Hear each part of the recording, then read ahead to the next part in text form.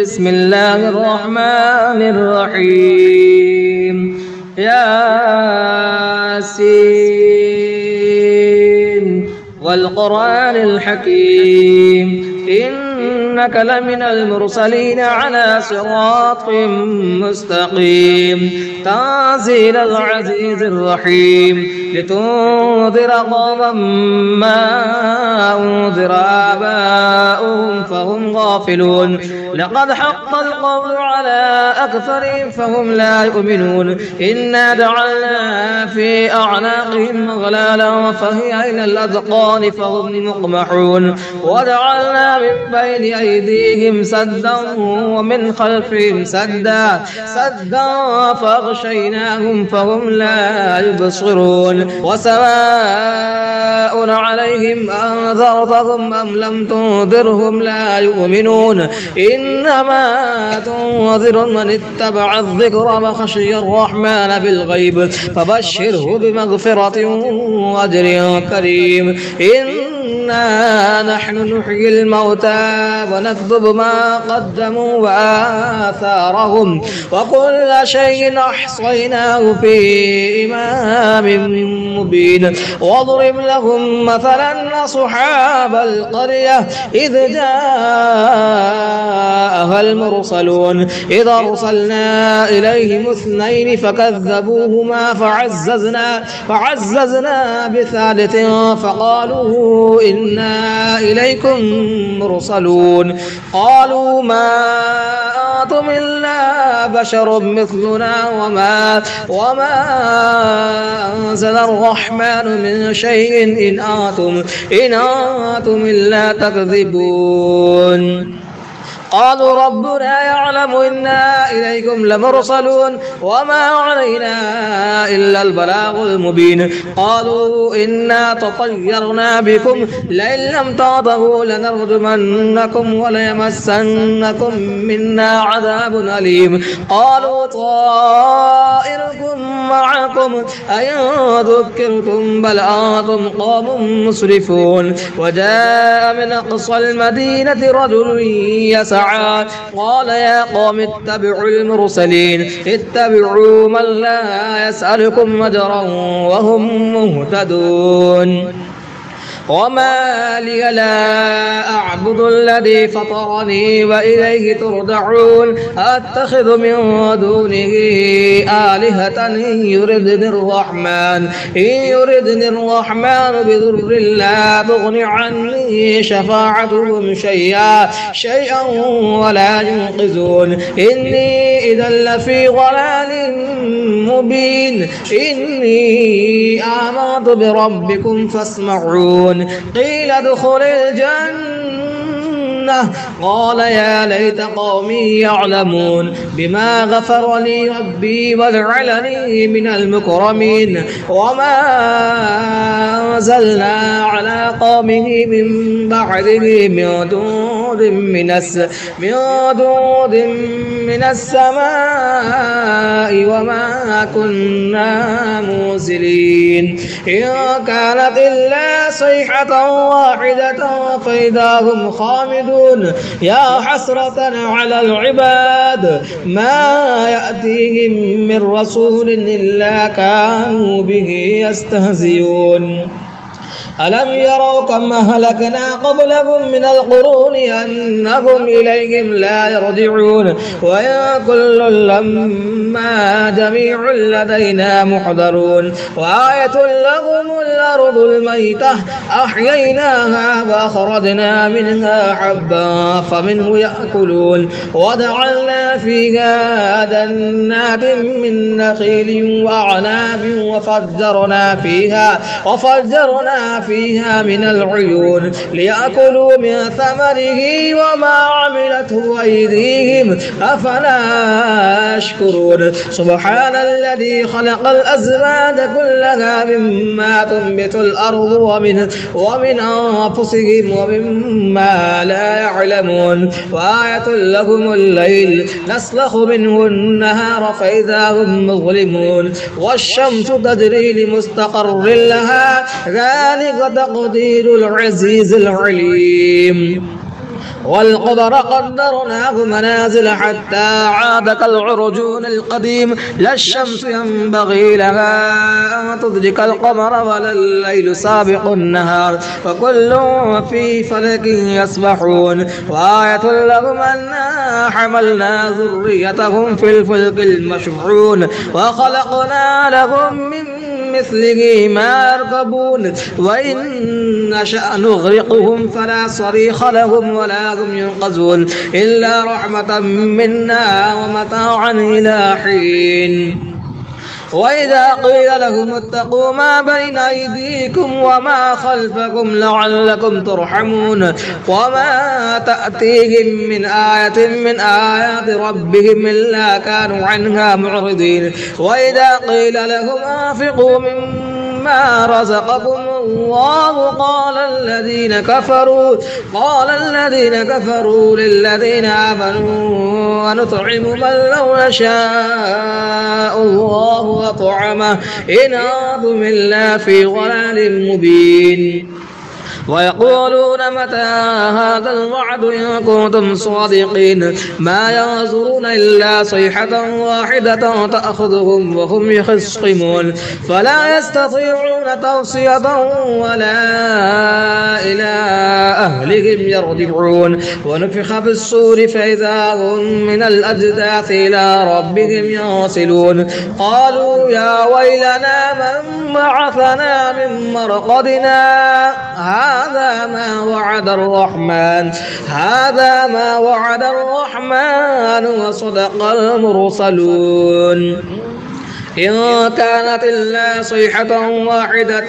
فإذا هم جميع لدينا محضرون فاليوم لا تظلم نفس شيئا ولا تجزون إلا ما كنتم تعملون إن أصحاب الجنة اليوم في شغل فاكهون هم وأزواجهم في ظلال على الأرائك متكئون لهم فيها فاكهة ولهم ما يدعون سلام قولا من رب رحيم وامتازوا اليوم أيها المجرمون ألم أعهد إليكم يا بني آدم ألا تعبدوا الشيطان إنه لكم عدو مبين وأن اعبدوني هذا صراط مستقيم ولقد ضل منكم جبلا كثيرا أفلم تكونوا تعقلون هذه جهنم التي كنتم توعدون اصلوها اليوم بما كنتم تكفرون اليوم نختم على أفواههم وتكلمنا أيديهم وتشهد أرجلهم بما كانوا يكسبون ولو نشاء لطمسنا على أعينهم فاستبقوا الصراط فأنى يبصرون ولو نشاء لمسخناهم على مكانتهم فما استطاعوا مضيا ولا يرجعون ومن نعمله ننكسه في الخلق أفلا يعقلون وما علمناه الشعر وما ينبغي له إن هو إلا ذكر وقرآن مبين لينذر ما كان حيا ويحق القول على الكافرين أولم يروا أنا خلقنا لهم مما عملت أيدينا أنعاما فهم لها مالكون وظللناها لهم فمنها ركوبهم ومنها يأكلون ولهم فيها منافع ومشارب أفلا يشكرون واتخذوا من دون الله آلهة لعلهم ينصرون لا يستطيعون نصرهم وهم لهم جند محضرون فلا يحزنك قولهم إنا نعلم ما يسرون وما يعلنون أولم يرى الإنسان إنا خلقناه من نطفة فإذا هو خصيم مبين وضرب لنا مثلا ونسي خلقه قال من يحيي العظام وهي رميم قل يحييها الذي أنشأها أول مرة وهو بكل خلق عليم الذي جعل لكم من الشجر الأخضر نارا فإذا أنتم منه توقدون أوليس الذي خلق السماوات والأرض بقادر على أن يخلق مثلهم بلى وهو الخلاق العليم إنما أمره إذا أراد شيئا أن يقول له كن فيكون فسبحان الذي بيده ملكوت كل شيء وإليه ترجعون. بسم الله الرحمن الرحيم. الرحمن علم القرآن خلق الإنسان علمه البيان الشمس والقمر بحسبان والنجم والشجر يسجدان والسماء رفعها ووضع الميزان ألا تطغوا في الميزان وأقيموا الوزن بالقسط ولا تخسروا الميزان والأرض وضعها للأنام فيها فاكهة والنخل ذات الأكمام والحب ذو العصف والريحان فبأي آلاء ربكما تكذبان خلق الإنسان من صلصال كالفخار وخلق الجان من مارج من نار فبأي آلاء ربكما تكذبان رب المشرقين ورب المغربين فبأي آلاء ربكما تكذبان مرج البحرين يلتقيان بينهما برزخ لا يبغيان فبأي آلاء ربكما تكذبان يخرج منهما اللؤلؤ والمرجان فبأي آلاء ربكما تكذبان وله الجوار المنشآت في البحر كالأعلام فبأي آلاء ربكما تكذبان كل من عليها فان ويبقى وجه ربك ذو الجلال والإكرام فبأي آلاء ربكما تكذبان يسأله ما في السماوات والأرض كل يوم هو في شأن فبأي آلاء ربكما تكذبان سنفرغ لكم أيها الثقلان فبأي آلاء ربكما تكذبان يا معشر الجن والإنس إن استطعتم أن تنفذوا من أقطار السماوات والأرض فانفذوا لا تنفذون إلا بسلطان فبأي آلاء ربكما تكذبان يرسل عليكما شواظ من نار ونحاس فلا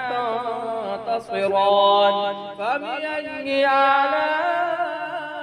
ربكما تكذبان فإذا انشقت السماء فكانت وردة كالدهان فبأي آلاء ربكما تكذبان فيومئذ لا يسأل عن ذنبه إنس ولا جان فبأي آلاء ربكما تكذبان يعرف المجرمون بسيماهم فيؤخذ بالنواسي والأقدام فبأي آلاء ربكما تكذبان هذه جهنم التي يكذب بها المجرمون يطوفون بينها وبين حميم آن فبأي آلاء ربكما تكذبان ولمن خاف مقام ربه جنتان فبأي آلاء ربكما تكذبان ذواتا أفنان فبأي آلاء ربكما تكذبان فيهما عينان تجريان فبأي آلاء ربكما تكذبان فيهما من كل فاكهة زوجان فبأي آلاء ربكما تكذبان متكئين على فرش بطائنها من استبرق وجنى الجنتين دان فبأي آلاء ربكما تكذبان فيهن قاصرات الطرف لم يطمثهن إنس قبلهم ولا جان فبأي آلاء ربكما تكذبان كأنهن الياقوت والمرجان فبأي آلاء ربكما تكذبان هل جزاء الإحسان إلا الإحسان فبأي آلاء ربكما تكذبان ومن دونهما جنتان فبأي آلاء ربكما تكذبان مدهامتان فبأي آلاء ربكما تكذبان فيهما عينان نضاختان فبأي آلاء ربكما تكذبان فيهما فاكهة ونخل ورمان فبأي آلاء ربكما تكذبان فيهن خيرات حسان فبأي آلاء ربكما تكذبان حور مقصورات في الخيام فبأي آلاء ربكما تكذبان لم يطمثهن إنس قبلهم ولا جان فبأي آلاء ربكما تكذبان متكئين على رفرف خضر وعبقري حسان فبأي آلاء ربكما تكذبان تبارك اسم ربك ذي الجلال والإكرام بسم الله الرحمن الرحيم تبارك الذي بيده الملك وهو على كل شيء قدير الذي خلق الموت والحياة ليبلوكم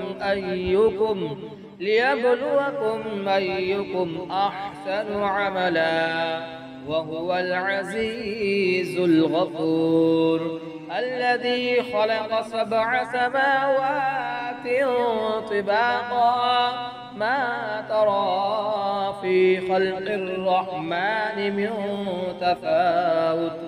فارجع البصر هل ترى من فطور ثم ارجع البصر كرتين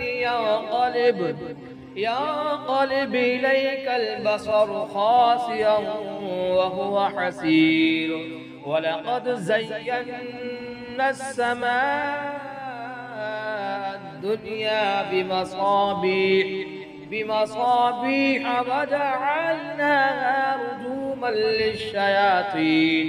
وجعلناها رجوما للشياطين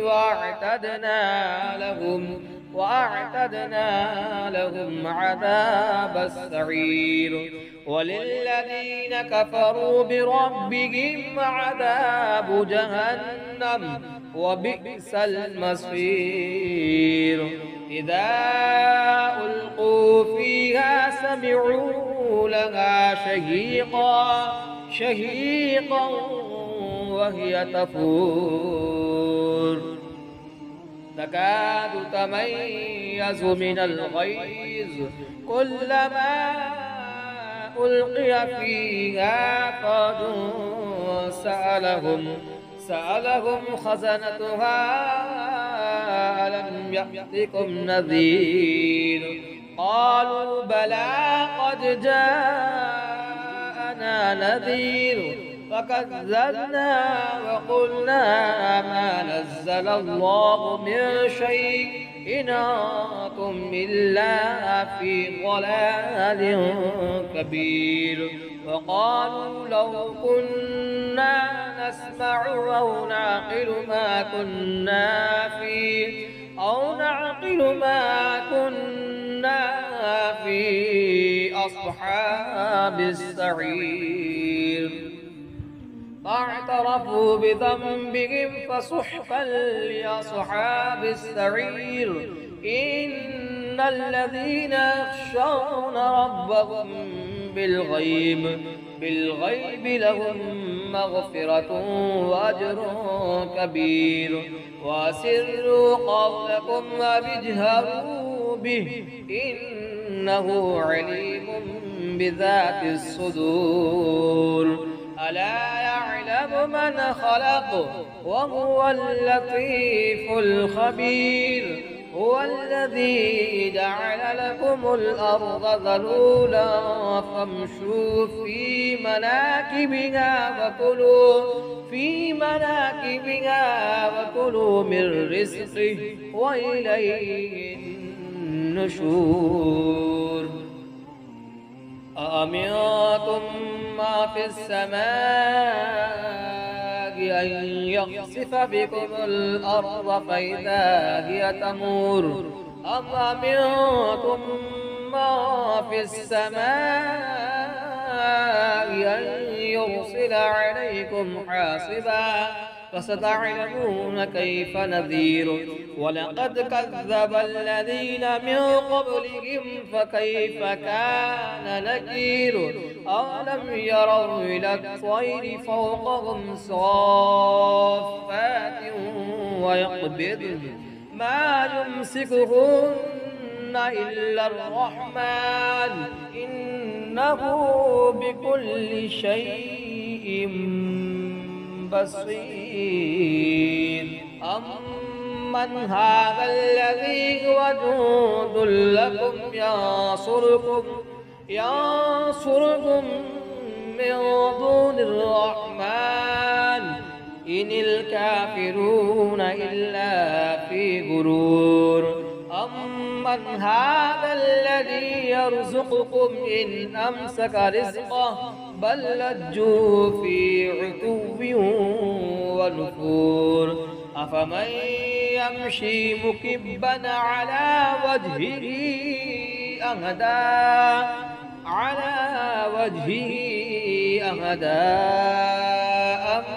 أمن يمشي سويا على صراط مستقيم قل هو الذي أنشأكم وجعل لكم السمع والأبصار والأفئدة قليلا ما تشكرون قل هو الذي ذرأكم في الأرض وإليه تحشرون ويقولون متى هذا الوعد إن كنتم صادقين قل إنما العلم عند الله وإنما أنا نذير مبين ولما رأوا زلفة سيئت وجوه الذين كفروا وقيل هذا الذي كنتم به تدعون قل أرأيتم إن أهلكني الله ومن معي أو رحمنا فمن يجير الكافرين من عذاب أليم قل هو الرحمن آمنا به وعليه توكلنا فستعلمون من هو في ضلال مبين قل أرأيتم إن أصبح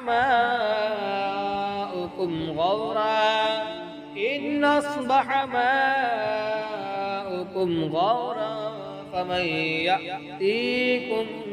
بماء مهين بسم الله الرحمن الرحيم إذا وقعت الواقعة ليس لوقعتها كاذبة خافضة رافعة إذا رجت الأرض رجا وبست الجبال بسا فكانت هباء منبثا وكنتم أزواجا ثلاثة وأصحاب الميمنة ما أصحاب الميمنة وأصحاب المشأمة ما أصحاب المشأمة والسابقون السابقون أولئك المقربون في جنات النعيم ثلة من الأولين وقليل من الآخرين على سرر موضونة متكئين عليها متقابلين يطوف عليهم ولدان مخلدون بأكواب وأباريق وكأس من معين لا يصدعون عنها ولا ينزفون يصفون وفاكهة مما يتخيرون ولحم طير مما يشتهون وحور عين كأمثال اللؤلؤ المكنون جزاء بما كانوا يعملون لا يسمعون فيها لغوا ولا تأثيما إلا قيلا سلاما سلاما وأصحاب اليمين ما أصحاب اليمين في سدر مخضود وطلح منضود وظل ممدود وماء مسكوب وفاكهة كثيرة لا مقطوعة ولا ممنوعة وفرش مرفوعة إنا أنشأناهن إنشاء فدعوناهن بكاء عربا أترابا لأصحاب اليمين ثلة من الأولين وثلة من الآخرين وأصحاب الشمال ما أصحاب الشمال في سموم وحميم وظل من يحموم لا بارد ولا كريم إنهم كانوا قبل ذلك مترفين وكانوا يصرون على الحنث العظيم وكانوا يقولون إذا متنا وكنا ترابا وعظاما أئنا لمبعوثون أو آباؤنا الأولون قل إن الأولين والآخرين لمجموعون إلى ميقات يوم معلوم ثم إنكم أيها الضالون المكذبون لآكلون من شجر من زقوم فمالئون منها البطون فشاربون عليه من الحميم فشاربون شرب الهيم هذا نزلهم يوم الدين نحن خلقناكم فلولا تصدقون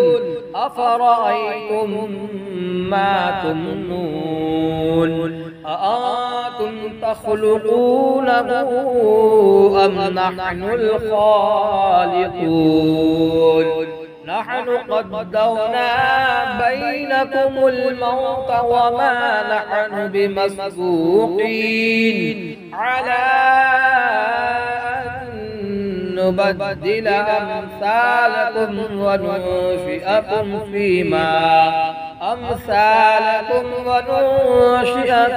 فيما لا تعلمون ولقد علمتم النشأة الأولى فلولا تذكرون أفرأيتم ما تحرثون أأنتم تزرعونه أم نحن الزارعون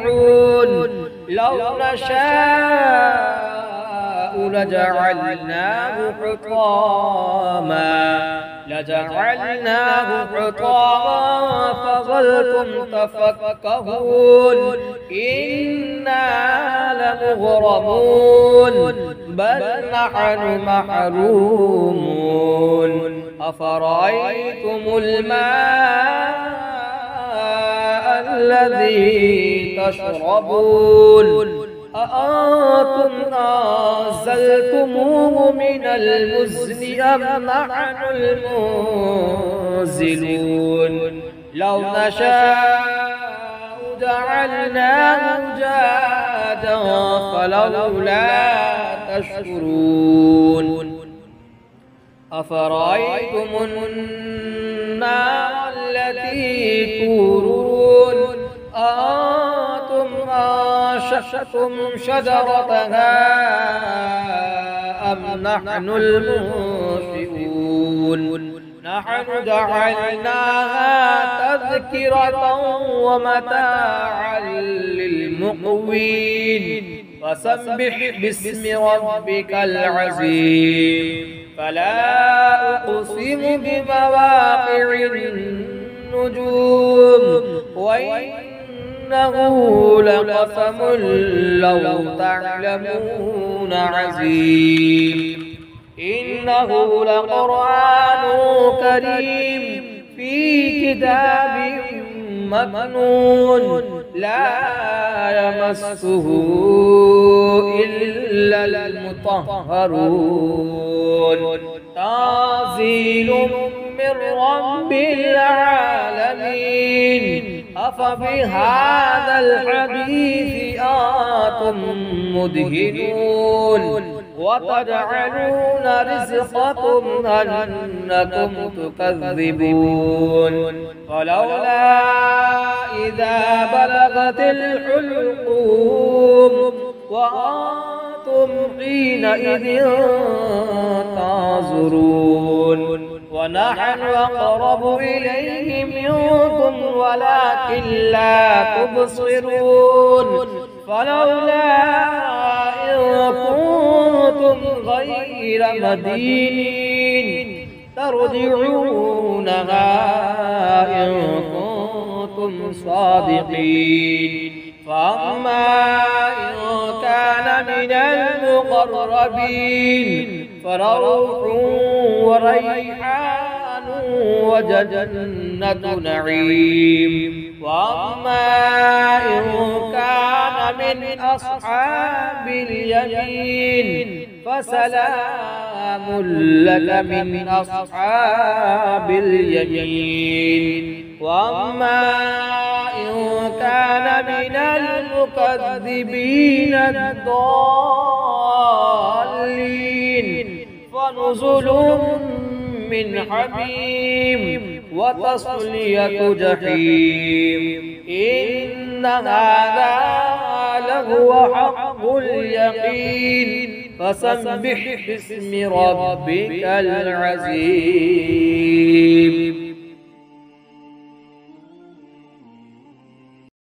بسم الله الرحمن الرحيم الله لا إله إلا هو الحي القيوم لا تأخذه سنة ولا نوم له ما في السماوات وما في الأرض من ذا الذي يشفع عنده إلا بإذنه يعلم ما بين أيديهم وما خلفهم ولا يحيطون بشيء من علمه إلا بما شاء وسع كرسيه السماوات والأرض ولا يؤوده حفظهما وهو العلي العظيم